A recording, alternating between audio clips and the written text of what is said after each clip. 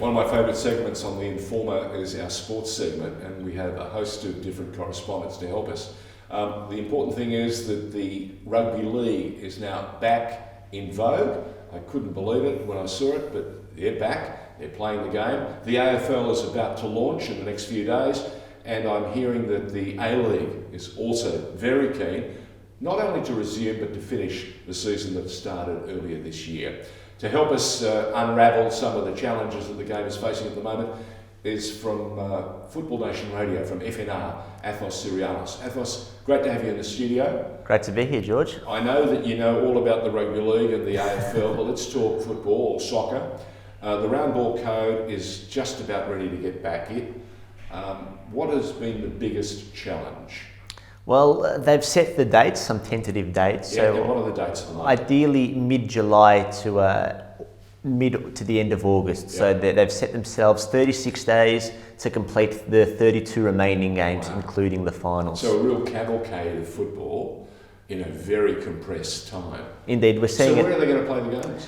Well, they've announced New South Wales, and Brisbane Roar were quite disappointed by this. So their Vice Chair, Chris Fong, took it upon himself to lobby to the state government for around about $2 million, so then they can become the A-League hub in Queensland. So it means that the FFA will not have to dip into its own pocket.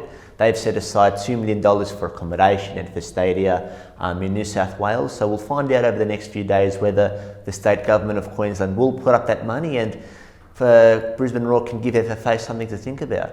Now, a lot of the players, their contracts were coming to an end by, I think it was June. Mm-hmm. What's the state of play there?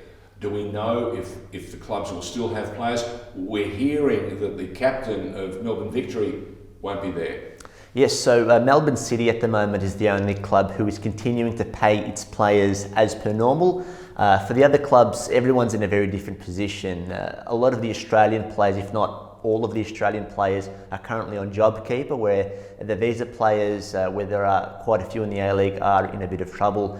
What's being proposed is that over these next 3 months, the A-League players will get 50% of their wage. So if you're earning, $150,000 a year, that'll be brought down. As for Melbourne Victory's case with Ola Toivonen, it was no real surprise to those in the know. Ola Toivonen had been reported since before Christmas to return back to Sweden. Malmö, which was actually Zlatan Ibrahimovic's boyhood club, is the likely destination for him. And that's where he played football in the past. Exactly. Malmö has been a part of Ola Toivonen's career, so I think he wants to go home and finish his career there. He sure has, and as we know, Zlatan could be potentially returning there as well, so it could be those two lining up together. Now tell me something, that's a pretty fearful knock for all the fans of Melbourne Victory. He's been a fantastic player for them, and he's been the difference maker on just so many occasions.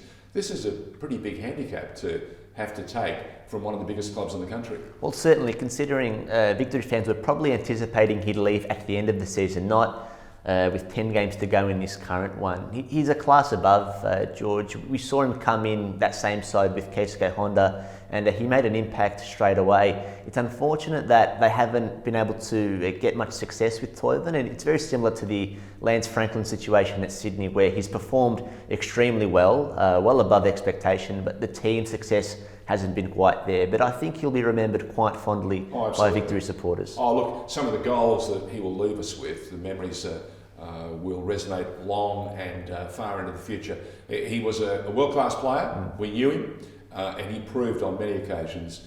And I can tell you, as a fan watching from the other side, having to play against him, we didn't enjoy his contributions at all. But he was magnificent for the game and also for Melbourne Victory.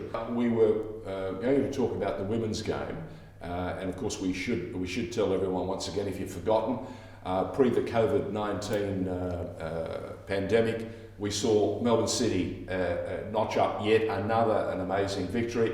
That's 4 titles in 5 years. The powerhouse of the W League is still there.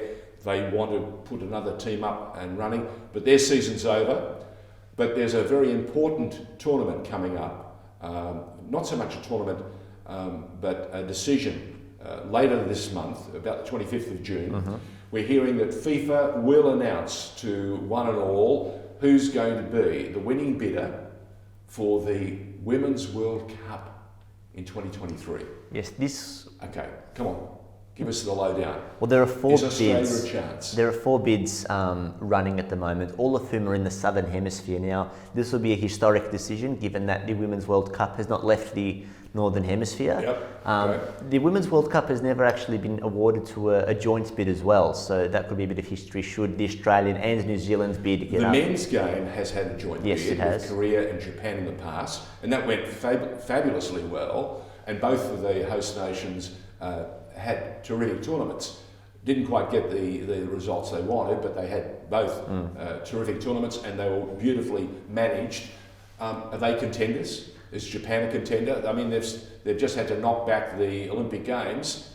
Are they ready? Japan is certainly a contender. You'd think that the AFC will back Japan in this area. Yeah. The other two bids, Colombia and Brazil. We know Brazil is a powerhouse in women's football, but considering personally the way they've dealt with this COVID pandemic, and they had the Olympics and the World Cup previously, and they struggled to feed their people as well. So I don't look too kindly on that bid. Okay. We're hearing great things about the Australia bid, of course, being in Australia, and I suppose the advantage we have is where it's being led by James Johnson, who is a very well connected man in FIFA with previous roles at that organisation. Exactly. Yeah, or the AFC rather, not the AFC. And you'd like to think they would have learnt a few lessons from the failed 2022 Men's World Cup bid as well, which will be handy. We've talked about the women's game, the W League being finished. There's been an awful lot of talk for the better part of the last 12 months about a second division. Yes. Now, COVID-19 has stalled a great many things.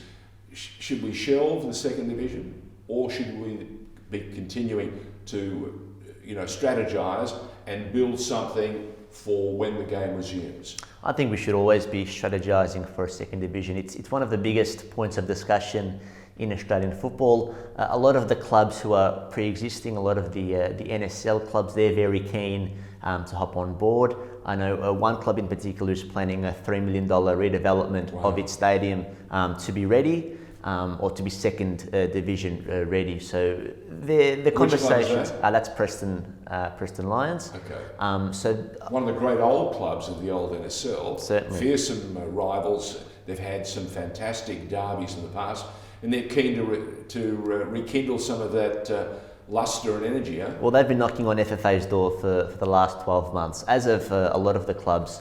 Heidelberg have spent a lot of money too, or are spending a lot of money with the refurbishment of their home ground. Are they contenders? Absolutely. So the big four in Victoria, George, South Melbourne, as we know, a powerhouse club. Yep. Heidelberg, we're seeing new images of their ground every day. It's looking fantastic.